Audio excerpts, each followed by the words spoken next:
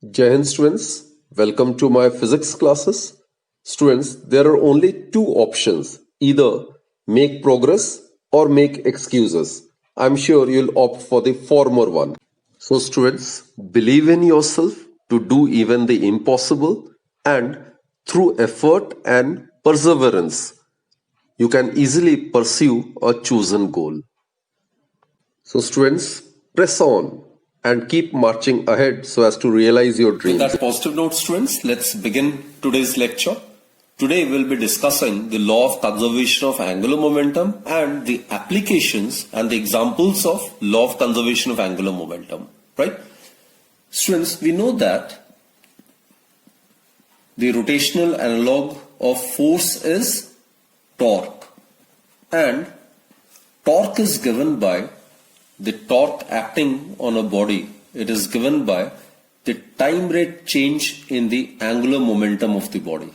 That is, tau vector is equal to the differential coefficient of the angular momentum with respect to time. Right?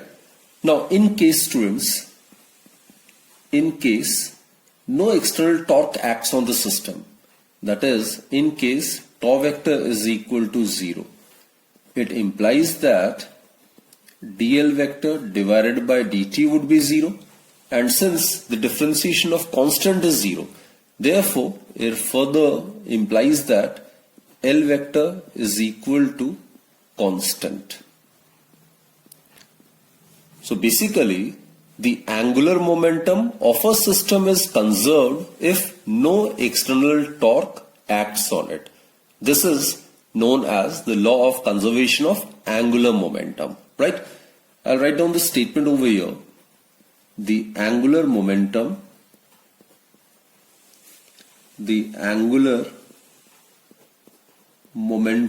of a system is conserved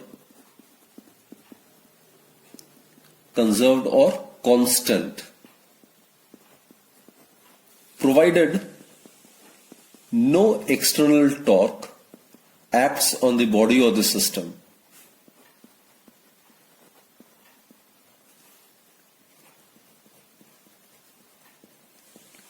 So this is the statement of law of conservation of angular momentum.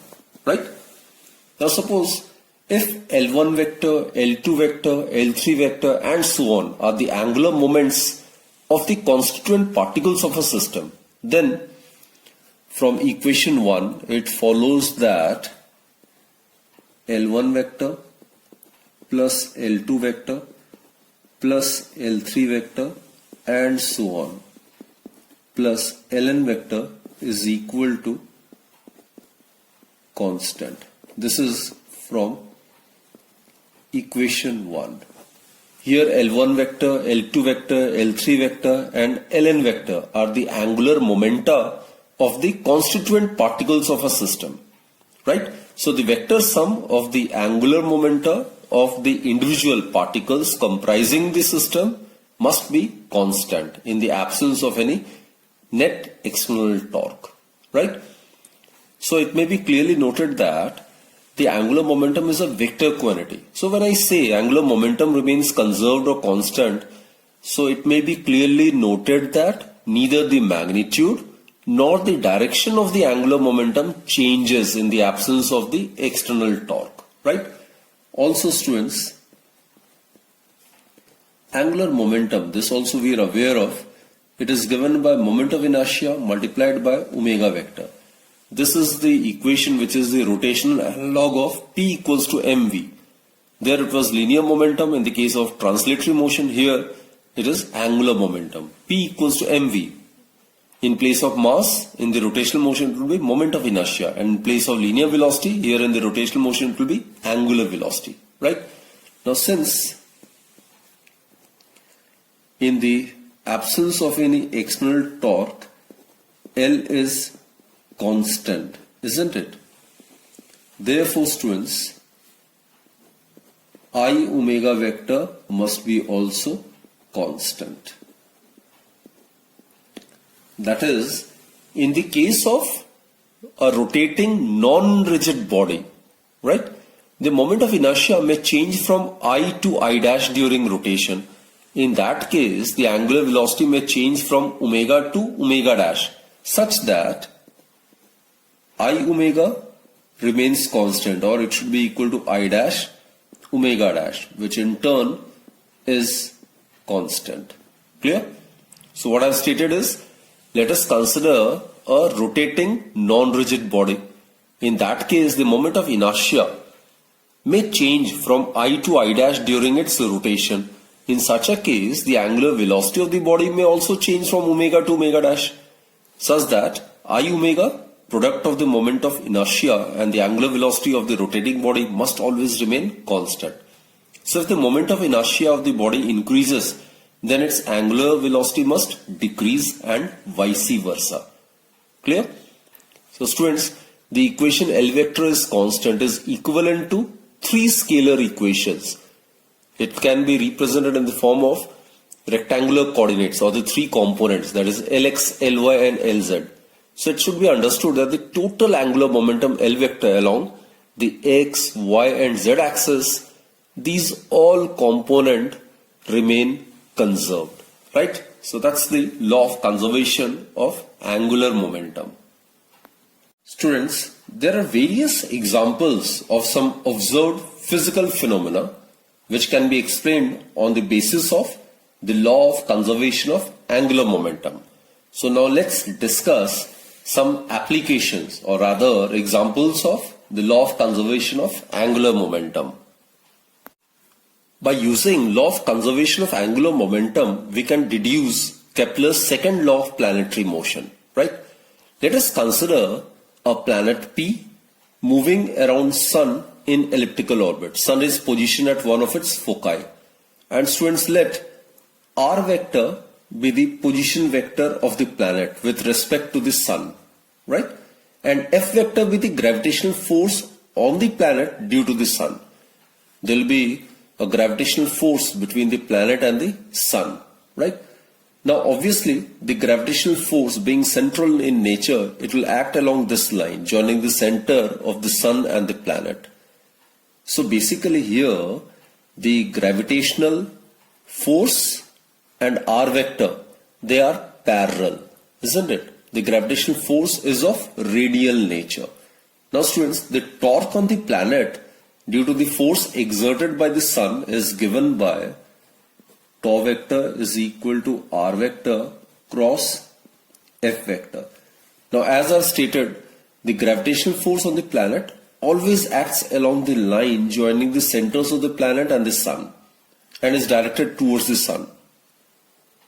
This is where the gravitational force is directed, isn't it? So it is of radial nature.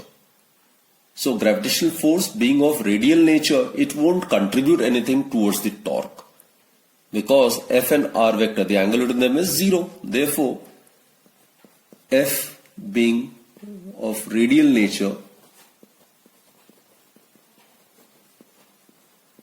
that is, it will act along the direction of the position vector, it won't contribute anything towards the torque. Therefore, the torque acting on the planet is 0. And students, we are aware, when no net external torque acts on the body, then its angular momentum must remain constant. Therefore, since the net external torque acting on the planet is 0, therefore its angular momentum must be constant. Now students, look, in the article of geometrical meaning of angular momentum, we have discussed that the angular momentum is given by, in magnitude, it is given by twice the product of mass of the body and its areal velocity. Areal velocity is dA by dt. This is the areal velocity, isn't it? Now, areal velocity of the planet, the areal velocity of the planet which is revolving around the Sun in elliptical orbit is dA by dt. It may be represented by L by 2m. Now since, as I stated, the force is of radial nature. Therefore, torque acting on a planet is zero. Therefore, angular momentum is constant. So, since angular momentum is constant in the absence of an external torque, it implies that dA by dt is equal to constant. Because mass of the planet and 2, it's constant, which implies that the aerial velocity of a planet revolving around the sun is always constant. And aerial velocity, students, we are aware, it is the area covered per unit time, isn't it? So basically, Kepler's second law of planetary motion states that the line joining the planet to the sun sweeps out equal areas and equal intervals of time. Suppose the planet moves from this position to this position in del t time, and when it is approaching the sun, then it moves from this to this position again in the same time. In that case, the area of this portion must be exactly equal. It must be exactly equal to the area of this portion. That is when the aerial velocity of the planet will remain constant, right? So the line joining the planet to the sun sweeps out equal areas in equal intervals of time. So obviously here the distance is greater than this distance. So obviously this will be larger as compared to this. So here the planet will cover larger distance in the same given time as compared to the case when it is farther away from the sun. So as a result, we can safely conclude that when a planet approaches the sun or it is near the sun, its velocity increases. While when it is farther away from the sun, its velocity decreases. Clear, students? It can be mathematically understood in another way as well. Suppose the mean distance when it is closer is r1, and when it is farther away from the sun, mean distance is suppose r2. Now, L is equal to I omega. Now, since L is constant, therefore I omega is also constant, or I1 omega 1 is equal to I2 omega 2. Clear, students? Now consider on this. When a planet revolving around the sun in an elliptical orbit comes near the sun, then what happens is, due to the decrease in the distance, the moment of inertia of the planet about the sun decreases. Now, if the moment of inertia of the planet around the sun decreases, then what happens? Its angular speed must increase so that the angular momentum remain conserved. So therefore, students, when the planet approaches the sun, its angular speed must increase. While on the other hand, when the planet is away from the sun, then what happens is, due to the increase in the value of the distance, the moment of inertia will increase. And in order to conserve the angular momentum, the angular speed of the planet must decrease. So, the angular velocity of a planet around the sun increases when it comes near the sun, and it decreases when it is farther away from the sun. So, this statement can be easily mathematically verified using the law of conservation of angular momentum.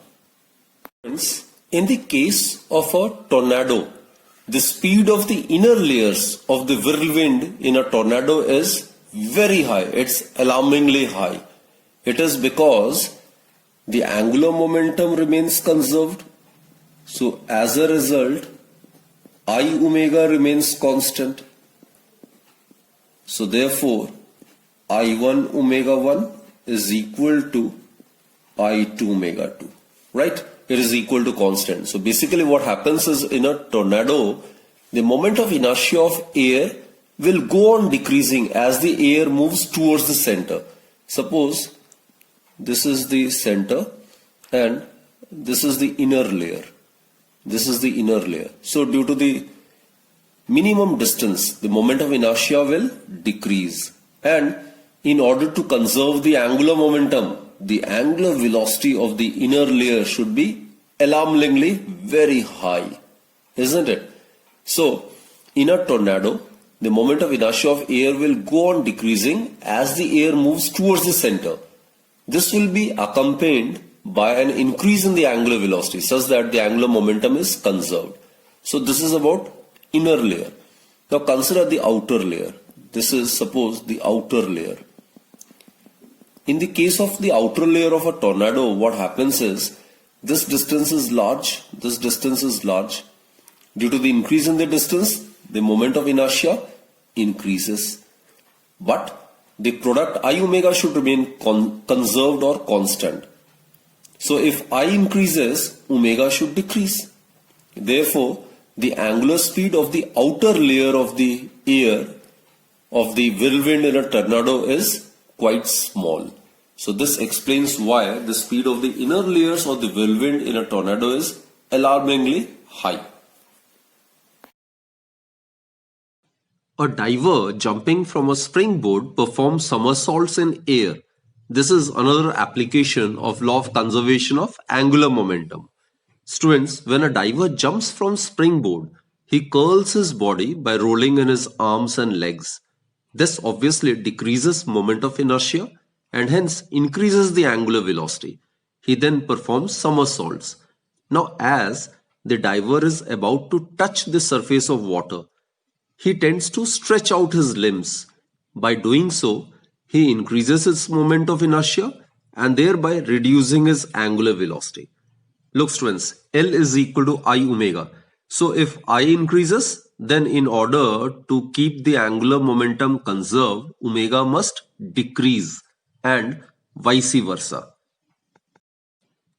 Another very interesting application of law of conservation of angular momentum is a ballet dancer can vary her angular speed by outstretching her arms and legs. Look students, a ballet dancer makes use of law of conservation of angular momentum to vary her angular speed. Suppose a ballet dancer is rotating with her legs and arms stretched outwards. When she suddenly folds her arms and brings the stretched leg close to the other leg, then her angular velocity increases on account of decrease in the moment of inertia. Because again, as I have stated earlier, I omega is constant. So if I decreases, omega will increase. So when the ballet dancer suddenly folds her arms, then the moment of inertia decreases and accordingly her angular speed increases. A man carrying heavy weights in his hands and sitting on a rotating table can vary the speed of the table. Now look students, let us consider a man to be sitting on a rotating table with his arms outstretched as shown in the figure. Here, due to the outstretching arms, the moment of inertia of the man is large and accordingly omega, which is the angular velocity, is small, right? So when the man suddenly folds his arms, then his angular velocity increases on account of decrease in the moment of inertia. So basically when the person sitting on the rotating table folds his arms, then the moment of inertia decreases. And in order to conserve the angular momentum, omega must increase. So therefore, his angular velocity increases on account of decrease in this moment of inertia. Let us now attempt some numericals based on the law of conservation of angular momentum. The first question is, what will be the duration of the day if the earth suddenly shrinks to 1/64th of its original volume, mass remaining unchanged? Okay students, here it's given that the final volume of the earth, it is equal to 1/64th the initial volume. So what to do is, suppose the initial radius of the earth is r1, the final radius of the earth is r2. Then earth for all practical purposes may be considered to be a perfect sphere. So final volume would be 4/3 pi r2 cube. The volume of a sphere is 4/3 pi r cube. It is equal to 1/64. Initial volume would be 4/3 pi initial radius to the power 3. So it implies that R2 cube divided by R1 cube is equal to 1 by 64, which further implies that R2 divided by R1, taking cube root on both the sides, we get 1 by 4. Clear? Put this as equation number 1. Now students, you are aware the principle of conservation of angular momentum states that in the absence of any torque, the angular momentum is conserved. In the absence of any external torque, isn't it? That is, I omega is equal to constant, which further implies that I1 omega 1 is equal to I2 omega 2. That is, now students, moment of inertia of a solid sphere about an axis passing through its center is 2 by 5 mr square, isn't it? So, in place of I1, we'll write 2 by 5 m r1 square. Omega 1, it is 2 pi by t1. T1 is the time period, isn't it? I2 is the final moment of inertia, right? I1 is the moment of inertia of the earth before the contraction. I2 is the moment of inertia of the earth after its contraction. So it will be 2 by 5 m. The radius will get changed, so it will be R2 square. And in place of omega 2, we can write 2 pi by capital 2. Capital 2 is the new time period. Therefore, students, 2 by 5m, 2 by 5m gets cancelled. Mass is given to be constant, isn't it? Mass remaining unchanged. So mass in both the cases is same. So what we get is, we get T2 is equal to R2 square divided by R1 square, that is R2 by R1 whole square, multiplied by T1, right? Now from here we can substitute the value of R2 by R1, which is 1 by 4. So therefore, from 1 and 2, we get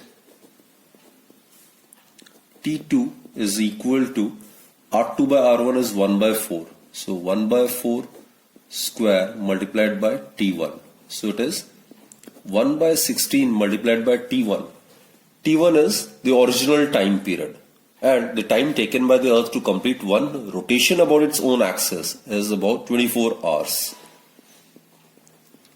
Therefore, students, the new time period of the earth when it contracts to 1 by 64th of its original volume is 24 by 16, that is 3 by 2 hours, which is 1.5 hour. So this will be the new time period, right? This will be the new duration of the day. Now let's proceed to question number 2. It is also based on law of conservation of angular momentum. Very interesting question. A thin circular ring of mass capital M and radius r is rotating about its axis with a constant angular velocity omega, right? 4 objects, each of mass small m, are kept gently to the opposite ends of the 2 perpendicular diameters of the ring. This is the initial case, students. This is the ring and this is the axis of rotation. Its radius is r and mass of the ring is capital M. Suppose initial angular velocity is omega. Clear, students? Now, the moment of inertia in the first case, here I have considered r to be the radius of the ring, and the moment of the inertia of the ring about this axis passing through its center of mass is I is equal to mr square. This we are already aware, we have derived this formula, isn't it? So, initial angular momentum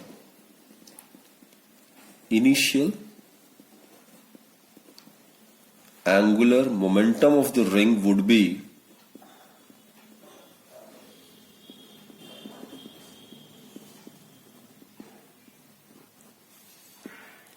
L is equal to I omega. Clear, students? Omega is the angular velocity with which the ring is rotating. Substitute the value of I over here. So we get m r square omega. Clear, students? Now in the second scenario, 4 identical objects each of mass m are placed. This is the same ring under consideration. So suppose these are the two diameters which are perpendicular to each other, right? These are the two diameters which are perpendicular to each other. Now 4 objects each of mass m are kept gently to the opposite ends of two perpendicular diameters of the ring. So these are the masses which are placed like this. So obviously moment of inertia will get changed. Now suppose the moment of inertia is I dash and the angular speed is, suppose, omega dash, right? The radius is r. Now what to do is, the moment of inertia in this case, when these 4 objects of mass m are kept on the opposite ends of the two perpendicular diameters, the new moment of inertia would be I dash, and it will be equal to moment of inertia of the ring about this axis, which is mr square, right, plus the moment of inertia of each of these 4 particles which are at a distance of capital R from the axis. So it will be mr square plus mr square plus mr square plus mr square. There are 4 identical masses. So I dash, it will be equal to capital M r square plus 4 times small m r square. Clear? Let students final angular velocity be omega dash. Therefore, final angular momentum, the final angular momentum of the system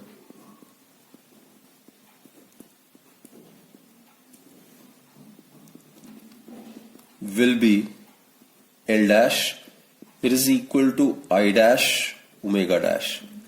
I dash is m r square plus 4m r square multiplied by omega dash. Clear, students? Now, since no net external torque acts on the system, so therefore in the absence of any external torque, the angular momentum, that is I omega, it remains constant as per the law of conservation of angular momentum.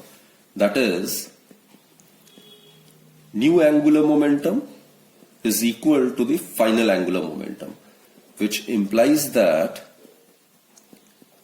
mr square plus 4m capital R square into omega dash, it should be equal to mr square omega, which further implies that the new angular velocity of the system would be equal to m divided by m plus 4 times small m multiplied by initial angular velocity of the ring. Clear? So this is the result, students. This is the angular velocity of the ring when these 4 identical masses are placed, right? So students, I hope you have understood whatever is being taught during this particular lecture, right? So that's it for this particular session. Do join me in my next lecture. Till then, do take very good care of yourself and keep watching my videos. Thank you.